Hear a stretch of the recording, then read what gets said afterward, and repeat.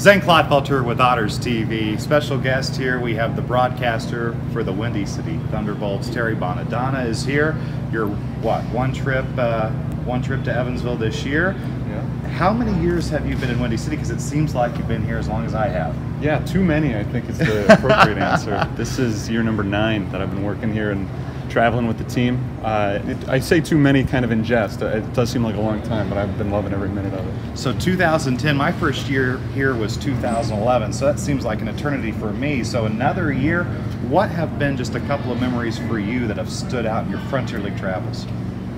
I think that every day, just the daily grind of it is what stands out to me more than anything.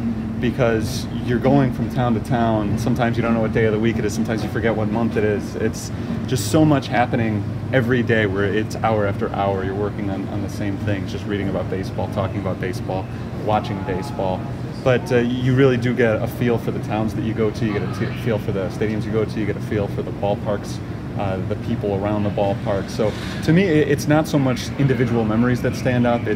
I don't want to say the whole thing's been a blur because a lot of things stand out, but it's more just the overall scope of it that impresses me.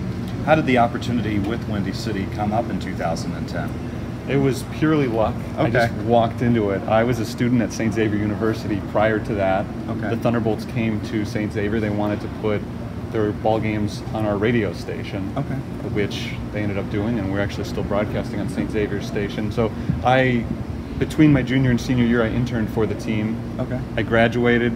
There was an opening for a broadcaster, and I sort of walked into it. It was all pure luck.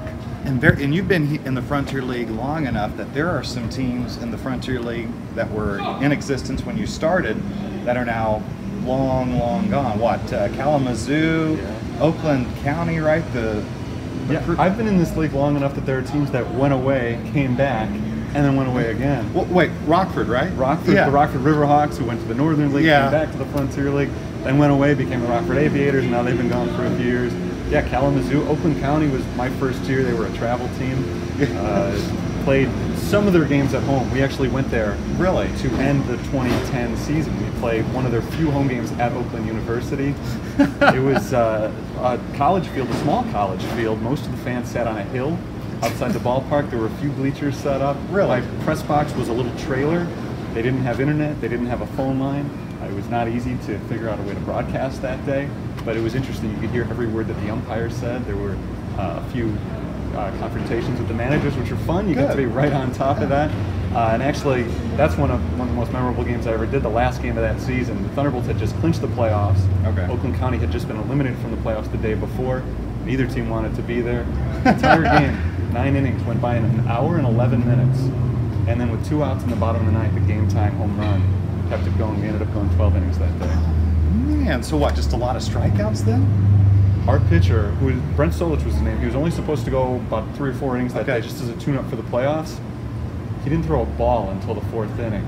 He ended up going through 8 innings at about 50 pitches. They just let him keep going. That is unreal. Now, speaking of former Frontier League teams, the London Rippers, did you guys have the opportunity to go there before they folded midseason? Yeah, very fortunately, because that was one of my favorite trips. That's the only ballpark I've ever been to, really, that you can compare with Bosse Field, because I think it's actually a little bit older than Bosse, even.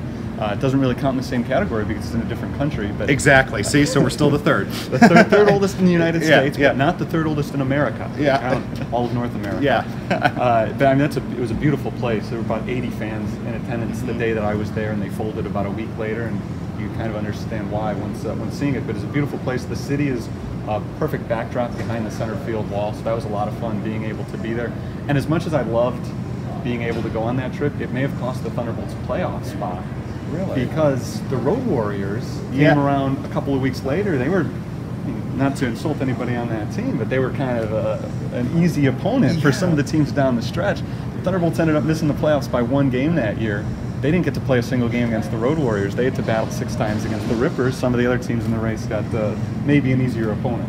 See, the late Mike Radomski, who I know you knew really well, he was always befuddled because when we played the Road Warriors and then the Frontier Grays, we never had success. here against them. So you're facing a team that's been traveling the entire summer, staying in hotels. You thought, oh great, you get 6 games with them. I think there was one year where they took 4 out of 6, and we were just like, you know, what do you do? Yeah, 2013 was the first year of the Grays. They opened up our home season. Okay. And they swept the 3 games, yeah, including one was a 9th inning grand slam. And that was kind of when we knew 2013, maybe this is not going to be our year. And the Bolts actually ended up turning around, finishing with a winning record that year. But yeah, you never know. Sometimes those travel teams have a little edge on them. Speaking of Mike Radomski, do you have a favorite memory about him just in your travels? He was always so energetic and just loved to be here. Yeah, every moment with Mike Radomski is one of my favorites. He and I actually started in the league the same year. So I developed a pretty good friendship with him. I absolutely loved working with him. Every time he came to Crestwood, every time we came here, seeing him was certainly one of the highlights of it. We were here in 2015 for the 100th anniversary of Bosse Field. That's right, the long delay too. Oh, that was one of my favorite memories ever too. We ended up going, I think, till 1 in the morning one day and then 2 in the morning the next. But I just had a long conversation with Mike Radomski that day, just about the history of the game. I always felt like he was one of the easiest guys to talk to, just because he and I were coming from very similar places. We both, as I said, started in the league in the same year. We had similar interests within the game of baseball. Both of us loved the history. So just getting a chance to sit down with him during that series in 2015 and just have a long conversation about the history of Bosse Field and just the general appreciation for the history of the game, and that we both got to be a part of it. That really stands out in my mind as one of the great moments with him. But like I said, there was no bad moment with Mike Radomski. No, there really wasn't. I loved working with him. And then final thing here, just Windy City, for those on Otters TV who don't know a lot about your ball club this year, what are some of the strengths of your team that you've seen so far, and then maybe a couple of weaknesses? Well, I'll tell you right now, and we saw it last night, the biggest strength of this team right now is starting pitching. Yes. Jake Welch threw a gem yesterday. Didn't end up getting the win, but he certainly kept the team in the ball game. Connor Bach has been lights out his last couple of starts, giving up 2 hits combined in his last 2 starts. Zach Westcott's been there all year. He's the lone all-star representative on this team. But 1 through 5 in the rotation right now has just been outstanding. And the offense is starting to come around quite a bit as well. The team made a couple of moves in June. You look in the stat sheet, the 2 best hitters, Omar Obregon and Axel Johnson, statistically have been the 2 best guys. They both signed on the same day in mid-June, and the offense kind of took off a little bit from that point. And obviously things haven't really worked out for the Bolts this year. They are in last place in the division, but if you look at the record from the last week of June onward, they're right around that 500 mark, which is pretty much the same place everybody else is in the league. I know. Right I don't understand. And being in the West, I mean, Otters have struggled. Maybe 2-8 in the last 10, but still, now tied for second. And River City, which looks so strong, they've lost how many of their last how many? So it really is amazing how everybody's so compact. We saw Southern Illinois a couple of weeks ago. They were just coming off a 6-game winning streak, and it looked like, okay, this team is establishing themselves as the best team in the division. We end up finishing off a 3-game sweep there. They go into a tailspin, and now suddenly they're below 500. Yeah. It just seems like every time one team establishes themselves as the team to beat, they take a hit. It's a lot of fun from where I'm standing. I love looking at the standings every day because, every game, regardless of who you're playing, has playoff implications because everybody's still in it. No, I mean, it is very, very wild. And hey, I got to give your offense a lot of credit. 2-2 on Friday in the opener. We have a serious lightning delay. And then afterwards, you guys just, I don't know if the Thunder and the Lightning Bolts sparked the Thunderbolts, but it sure looked like it. Yeah, that's the way it works. They play better when it starts raining. Well, and unfortunately, it looks like it's about to rain here again, so it's probably not a good thing for us either. He's Terry Bonadonna. I'm Zane Clodfelter. This has been Otters TV.